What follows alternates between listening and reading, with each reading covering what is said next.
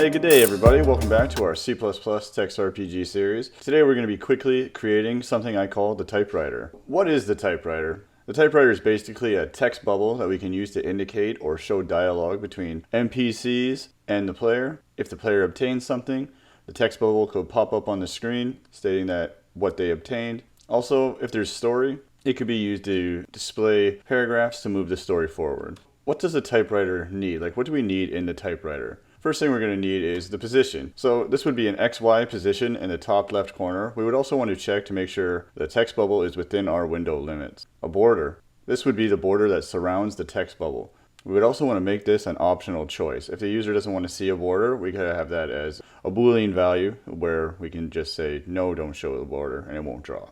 So we're going to have the wrap size. The wrap size is how far we want to read the text before it wraps down to the next line. We will also have to consider if we are in the middle of a word when we reach the end of the text wrap limit. If that is the case, we will want to remove the letters up to the previous word before that. We will go over a solution that I came up with for that. So we will want to be able to change the color of the text along with the color of the border if desired. So the clear area will be a function that clears the text in the area before we write to it.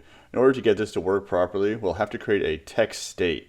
The text state will get pushed on top of the current state. This will allow us to update the text and clear the area without updating the underlying state. Therefore, the text that is on the underlying state won't be repopulating because we won't be updating that state. And the last would be the text speed. The text speed, we will also want to have a variable that allows us to control the speed of the text. Some text we may want to move faster. We could also have it if the user does not want to read the text. They can push a button to move the text more quickly. Alright, so let's create that typewriter. Alright guys, in the last video we finished the status menu, so let's just open that up real fast. So here we got the status. We did that in the last one. In this one we're going to make the typewriter. First thing we're going to want to do is we're going to put this in the utilities. So let's just start a new item. And we're just going to call it the typewriter.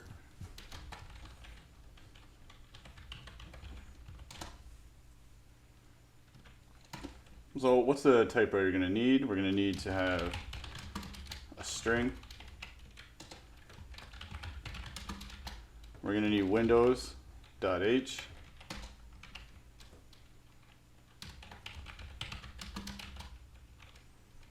We're going to need our timer that we created.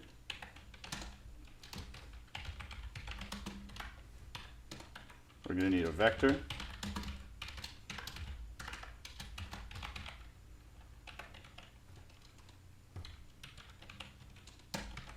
And I think that should be good. We're also going to want to forward declare console. And then let's do our class typewriter. We're going to have some private variables. We're going to have some public. If you remember, what are we going to need? Well, we're going to need the console. And we're just gonna, that's going to be a reference. And we're going to need our W string of text, the text that we want it to be, and then we're also going to have another one that holds the current text. Oops, let's call that current text. So the text is the text that's the entire amount of text, and the current text is where we are now, like the current text. We're going to need our position, so we're just going to make that an integer, and we'll just have mx, my. We're also going to need our border, and border x, and border y.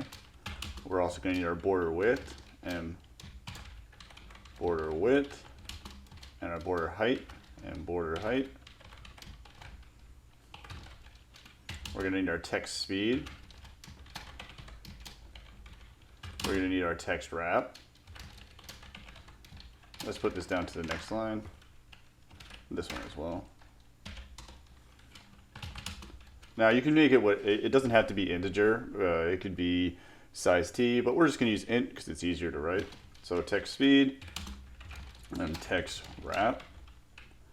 Then we're going to have the index, the current index. And then we're going to have a char index. We'll go over what these will be shortly. And then we're going to have our text index. All right. Then we're also going to have a color. Note that'll be a word. And we'll call this text color. And we'll also have border color. Two different colors. Now you can spell color the other way. I just do this way. I find it simple. And we're going to have a timer. We'll just call it the timer. The timer is going to be used for how our speed, like how fast we want it. It's going to be based on the timer. And it's going to be opposite of what you think. So if our speed is lower, the text will move faster. And we're also going to want a flag for if it's finished. And we'll just call that finished. All right. What else are we going to need? We're going to need a vector of std wstring. And we're just going to call this text chunks. So what are the text chunks? The text chunks will be this text chunked up based on the text wrap, or if we put in a new line character. Each line will be an element in our text chunks. That's basically what that's going to be. We're also going to have some private functions. And that will be set border properties. And we're also going to have draw border. And we're also going to have a clear area.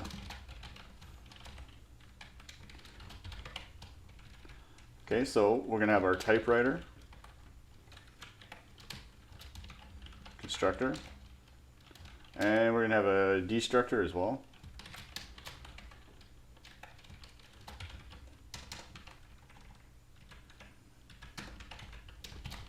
We'll have two typewriters.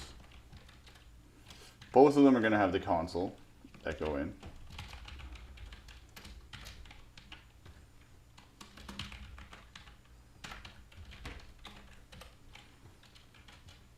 However, the other one will be a little bit different. This one will have your start position,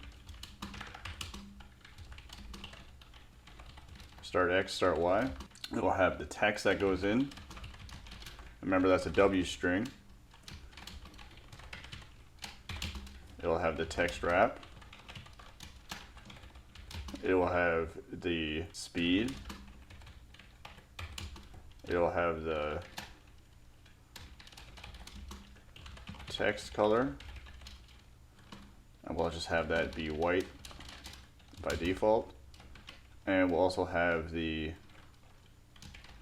border color. That will also be white default. So we're also going to need to include our colors by the looks of it. So let's include that now. Cool. That needs to be typewriter. So we're also going to have some helper functions as well. We're going to have a SetText. If we want to use the same typewriter, however with different text, we're going to need to be able to change the text.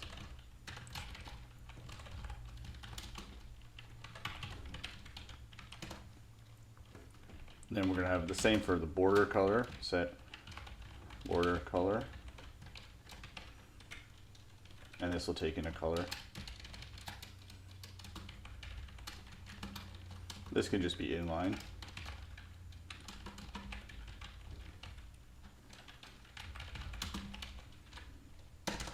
And we're also going to have an update text function. And we're also going to have a draw function, and then we're also in this we'll take an argument to show border.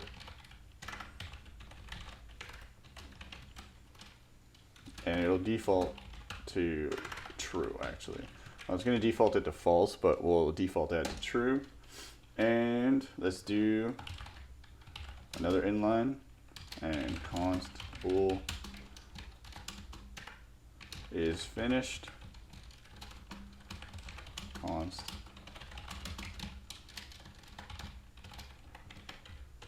okay. So let's start those.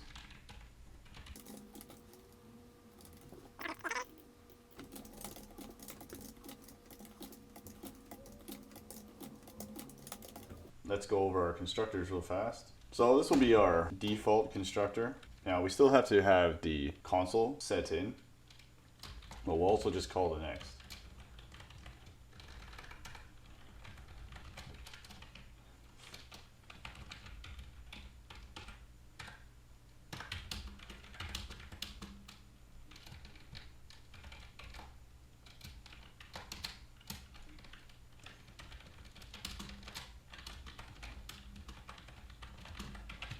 Set the typewriter text.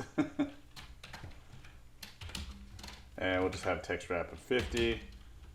If I don't know if that's enough, and text speed of 250. So here, we're going to want to have, this is where we're going to want to set or initialize our values. So our mConsole will be the console.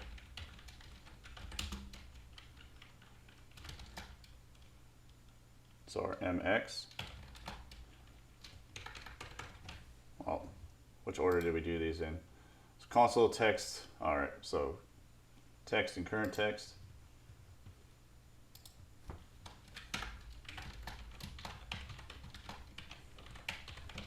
It's always good to initialize in the order that you declared them, if you can. That's current text, and that's just going to be an empty.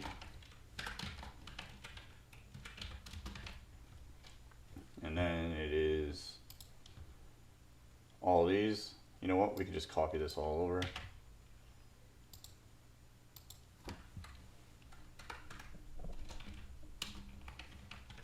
And just get rid of this.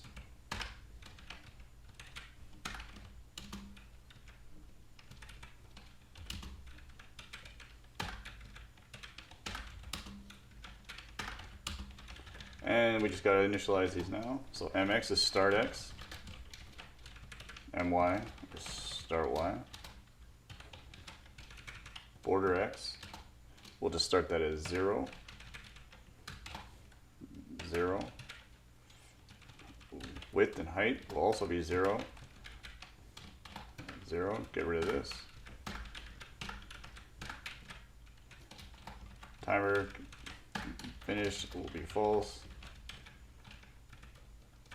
Text speed will be speed. Text wrap, text wrap. Index will be probably 0.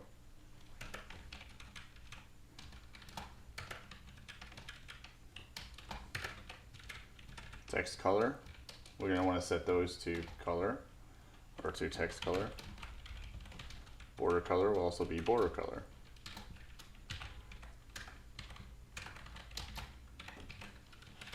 Cool.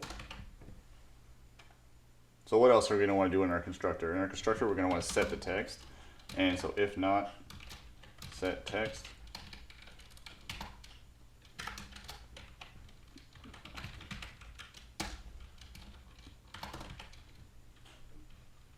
so do we have our logger in here? Let's include our logger.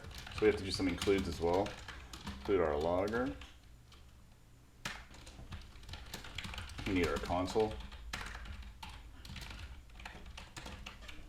All right, that should be good. Oh, we're also going to need algorithm.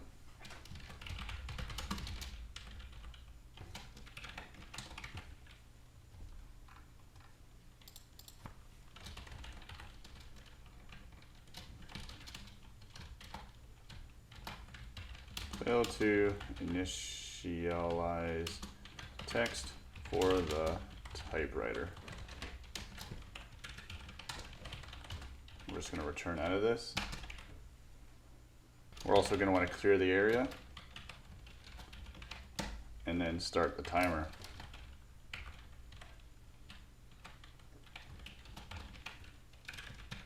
Okay, so does that make sense? What we're doing here is we're initializing everything, we're setting our text, clearing the area, and then we're starting our timer right away as soon as this is pushed. So let's go into SetText. All right, so the SetText function is where we need to actually set our different chunks of text. This is also where we need to check to see if our current position is beyond the text wrap, and if it's also all in the middle of a word. If it's in the middle of a word, we're going to want to go backwards and remove text up to the last word. So that's what we're going to do right now. First thing we're going to want to do is set the text. I know we set the text in the initializing up here. However, this could be used in multiple places. It might be used, it's used in the constructor, but it can also be used on the fly if necessary. So we're going to want to set the text to the text because that could be new text. Then we're going to clear whatever's in our text chunks. Text chunks clear. This will empty out our vector. If there's anything in here, we'll just empty out whatever strings that are there. And then we're going to want a temporary variable that I called the text holder. Text holder.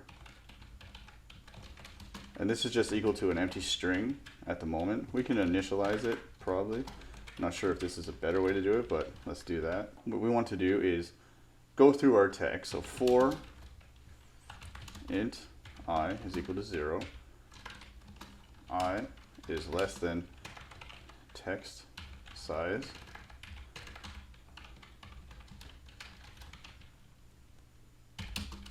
I++. So now we're looping through all the text that we sent in. So inside of our text holder, or now we're going to want to set our text holder plus equals to text at I. Then we're going to want to check to see, or have this little boolean, is it a new line? So that is the new line character. So we're checking to see if the text at I is equals to a new line character. If it is, that will turn this flag on. So it'll say, yes, this is a new line. And we're also going to want to have the text size itself of the text holder. So the current text size of the text holder dot size. So why do we need this? We need to check this. This is basically for our text wrap. So this string that's being sent in could be many, many characters long. So what we need to check is, what we're doing is we're creating a new string for the text wrap. This will be our chunk. So we're creating new chunks based on our text holder. And so we're going through all the text. And we want to check to see if the text holder size is greater than our text wrap or if it's a new line. If it's greater than the text wrap, that's when we need to do our check to see if it's an end character or if it's in the middle of a word. And if it is, if it's all good, now we're going to push it back into the chunks. So now, let's check if text size is greater or equal to ms text, or not s, m text wrap, or it is a new line. That's when we go into here. So if not new line, this is where we're going to want to check to see where we are. Our current text at I is not equal to a space, or if it's equal to a space, that means that it's a new word, like there's a new word coming. So if it's not equal to a space, or if it's not equal to a period, or it's not equal to anything that would be at the end of a word, we're going to want to go backwards. So this is how we do. So I go into a while loop, while text at I is not equal to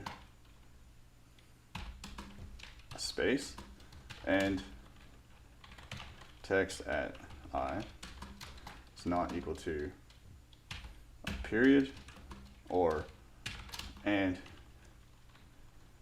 text at I is not equal to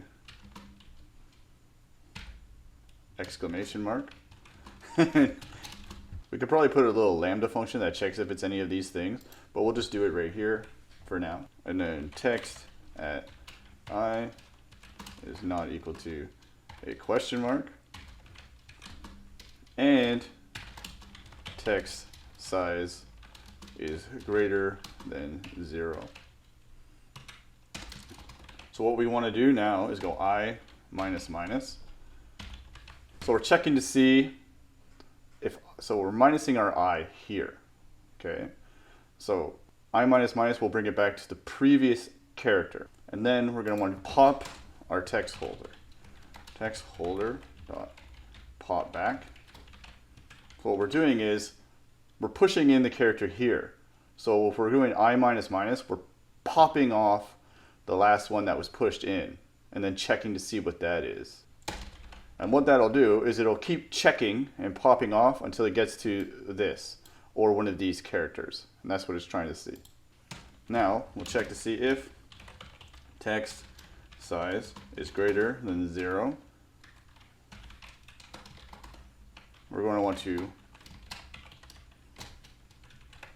push back our text holder. Because if it makes it to here, we have a whole word or a whole line of text that will fit within our text wrap. So it's not just a whole word, it's a bunch of words that will be based on how far we want it to go.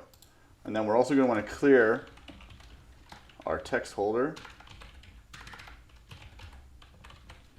for the next line. So now it's coming back. Once it gets back up to the top, we're going to have a clear text holder. It's going to have nothing in it. Cool. So hopefully that makes sense. Now, what we want to do here, so that's everything here, inside of here. That's all we need to do for that. But as soon as we get outside of the for loop, we need to check if our text holder still has stuff in it. If it's not, we're going to want to push the last bit of that in there into our text chunks. So push in the rest of the text. So we'll just check if not text holder empty ms text chunks dot pushback text holder.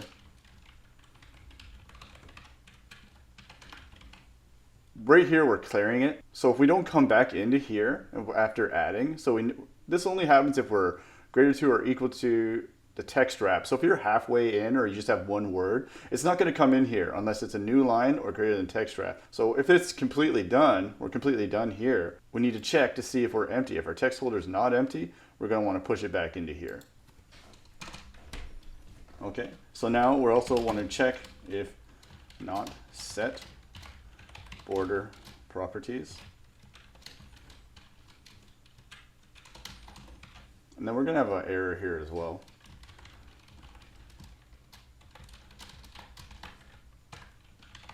Fail to set the border properties. And this also returned false. We'll get into the set border properties in a minute. And if it makes it to here, we return true. Cool. So let's go up into set border properties. The border will be based on our text wrap. So we're creating our text wrap, but we also want to add a little bit of an offset. So it's going to be our text wrap plus 2. So because we're going to want one on each side longer. So that's what we're going to do first. But the first thing we need to do is check to see if our border is within our window boundaries. Now, I'm just using some magic numbers here, or some hard-coded values, because I know what our size of our window is. You shouldn't do this. You should have some type of variable that is used everywhere. So if you change it, it changes everywhere. Oh, it looks like we have an issue here. Shouldn't have did that. Okay, so anyway.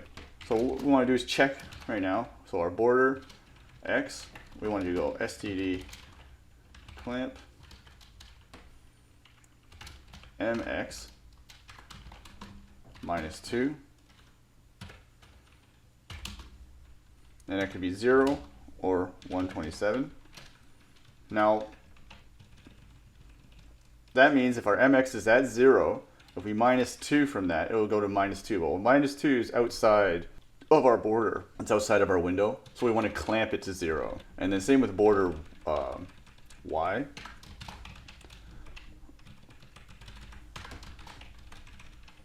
And -2, it would be 0, but this one is 47.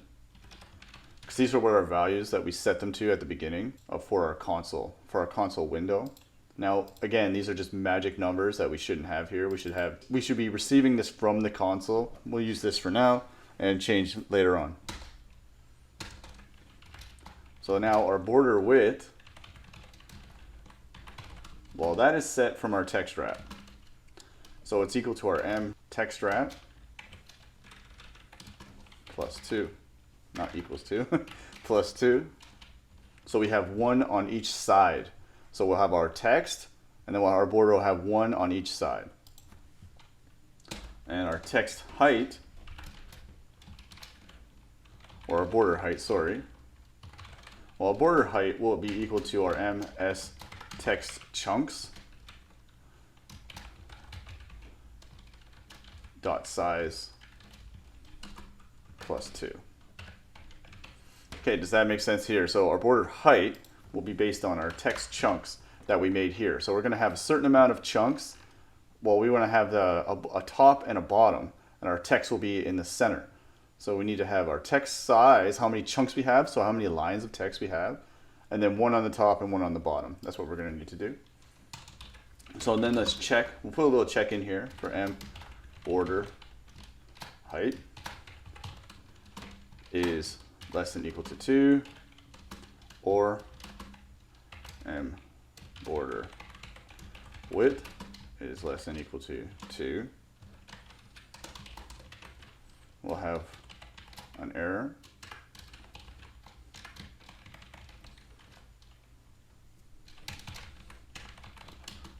Whoops. Border height or width is too small. And return false. And we'll do another check here. So if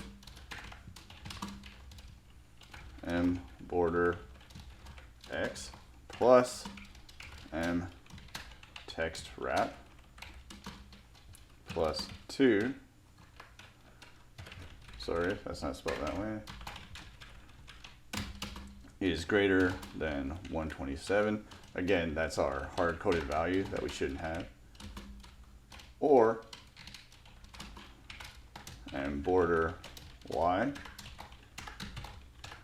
I'm having a hard time today, plus MS text chunks size plus 2 is greater than 47.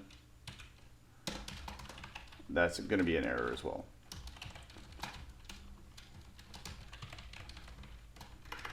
Now, right now it's an error for the text chunk size, but if you get over 47 lines, then there's something going on here.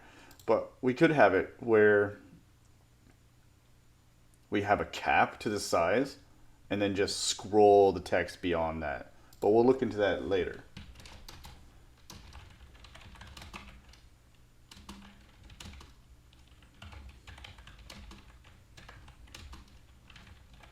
So this will cause it to write beyond the buffer size, and we don't want that.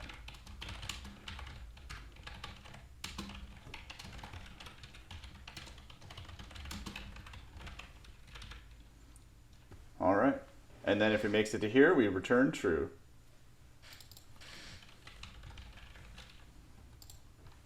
So the draw border should be pretty straightforward. We should be able to do mconsole dot draw panel M border X, M border Y, M border width, M border height, M border color. Now we could, I think we have to add one here.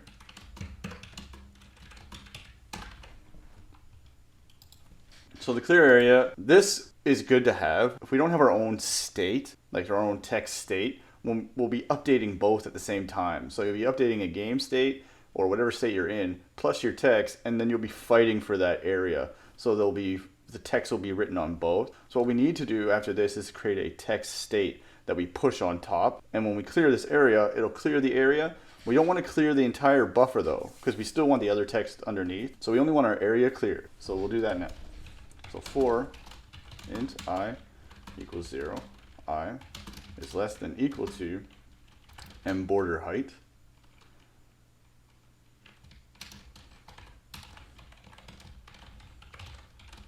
and then I++, and then we'll have to do another one for int j equals 0. J is less than equal to m border width j plus plus. Then all we're gonna have to do is write, oh sorry, not m write, m console dot write, and then we'll need m border x plus j, and then m border y plus I. And we're just going to want to be doing an empty character right there. So it's basically just a space, and that will clear our area. So if there was text there, it will clear the area for us. All right, so let's do the, are we missing anything? Nope. So let's do the, yes, the update text. We're going to have our timer here, and we have our elapsed milliseconds, and we're going to have our text speed. So basically we're going to want to check our elapsed time based on our text speed times the index, and the text index is less than the text chunk. So we have our timer. Now this gets started right at the beginning, and then we'll have is greater than m text speed times m index, and m text index is less than ms text chunks dot size, and m index is less than ms text dot size. So the index is the current character that we're at. So if the characters are beyond the actual text, then we've read all the characters. So ms current text plus equals ms text chunks at m text index at m char index plus plus. Then if m char index is greater than ms text chunks at m text index dot size. So what's happening here? So we have our vector element, and then we have a string inside of that. So we're going to each character in that string. That's what we're doing here. So now we're going to check to see if our index is beyond our size. Then we're going to be changing, we want to reset our char index back to 0, move our text index down to the next element, and then also move our Y position. So we're writing on the next position. And then we want to clear our current text as well. So m char index is equal to 0. This is resetting it back to the first character of the next element. And then we're going to set the next element here, text index plus plus my plus plus and ms current text dot clear. We want y plus plus because we want to go down one. So then down, soon we get here, we move our index plus plus. So then when we're here, we're going to have to check if our m index is greater than or equal to ms text dot size. Whoops. Let's get rid of this. This is in our way. Dot size. We're going to want to stop our timer. And also set our finish flag. Cool, that's our update function. Pretty straightforward. Now our draw function. So we want to check to see if our timer is started. If m timer dot is started, or is running, m console write mx my. See, this is what I mean. So our y is increasing in our update function. ms current text and m color. That's our text color. Did we even call it text color? Okay. And then also if show border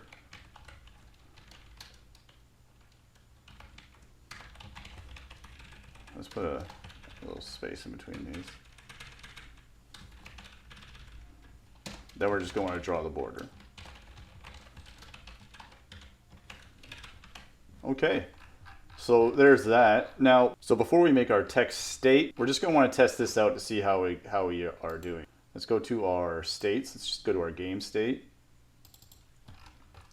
And let's include our typewriter.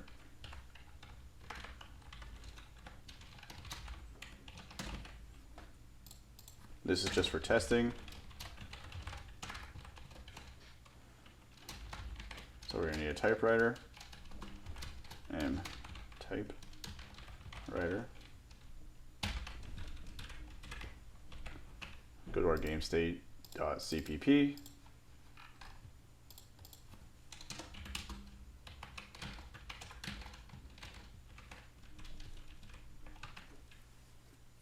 So we're going to need our console. We're going to need the start position. Well, let's put this at 20. Let's put this at 15. And our text, let's put this down to a new line.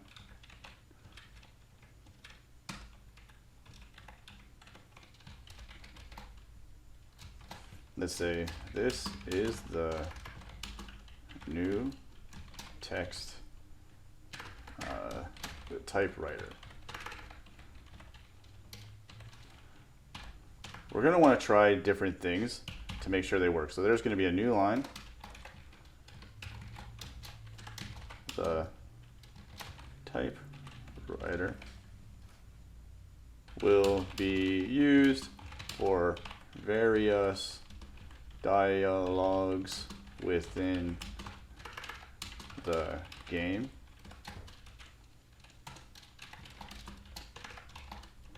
We will also use this for talking and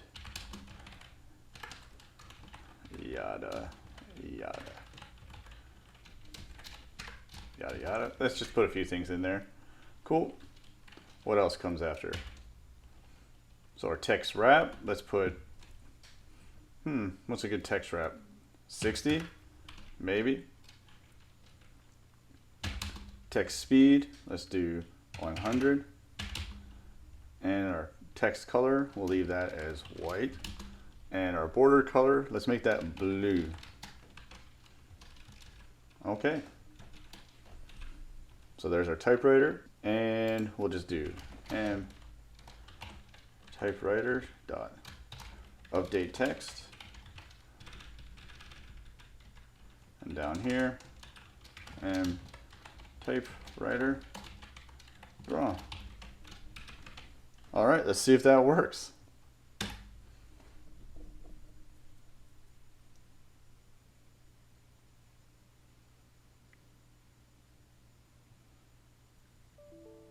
Oops. So we're doing something wrong here. Let's see what it's doing. Yes. So we're setting our text color. What's our problem here? So we're setting in a 0 for size. Yeah, see, we're sending in a empty line, and we don't want that. Current text, how is that empty? All right, so there was a few problems here that, so inside of our console, I had to make a little change here. So before we had this as or empty, return false, but if it's empty, we want to just return true. So that's what our problem was there. Also, inside of our typewriter, we need to have this up here. So if we're not running, or if it's finished, we don't want to update anymore. We just want to leave the function, so we'll put that there. Also here, I increased this. I changed this from mindex is greater than or equal to ms text size plus 1. We're increasing one time. This is a post fix, so we're increasing after it's written. I tried before, but I kept getting errors as well. This is my solution for that, and now it is working. So if you see, it's going pretty fast at 100, but we can change that. So let's go to our game state, and right here where we have it at 100, let's put it to 200, and it should slow it down. Cool. And if you see here, I also moved it over so it wasn't on top of this stuff, because right now the clearing won't work because we're not using a text state where we push the state on top. So these will be fighting against each other. So if you see here, this is where we put our new line. It forced it to go down to the next line. And then this one, if we move this over, see how it gets within and it doesn't come over here, but it started a new line. We didn't put a space here, but that's fine. The whole point of this was to show that we go into the next line. But I also, right here in our SetText, I added this in. So if it's a new line, we want to get rid of that character, the new line character, or it's going to try to write that character. So we pop back that character there and we keep going. We can probably bring this in. So that's enough for this video. In the next video, we will make the text state where we can actually do the clear. If you see that we didn't even have to set the border size, it automatically sets itself. So let's go back into, really quickly, go back into game state, and let's just add this same line a bunch of times and see if it still works, if it breaks. Cool. Awesome. Well, it doesn't look like it fully worked because the yada yada didn't work, didn't get all displayed. Thank you for checking it out. Actually, let's change the speed slower. Looks like the slower didn't really work either. Let's change it to 300 and see if it's even taking into account our speed. Still looks super fast. So I don't think it's really, I think it's based on our timer.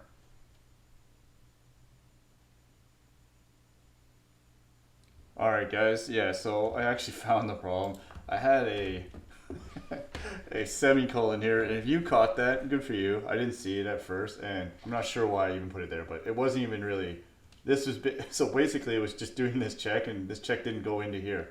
This was its own thing, so this was basically its own scope. So this was just doing nothing. So that's why it wasn't taking in our text speed or anything like that. So now if we get rid of this semicolon, we run it, it's going to be very slow because we put our speed to 500. So yeah, so see our speed works now. Now let's see if our other stuff works accordingly. So let's put this back down to 100.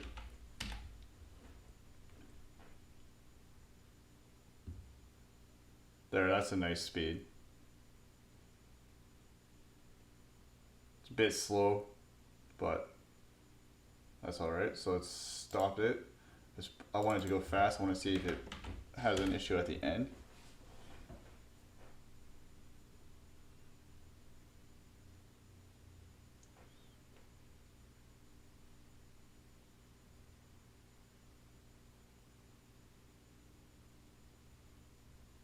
Perfect.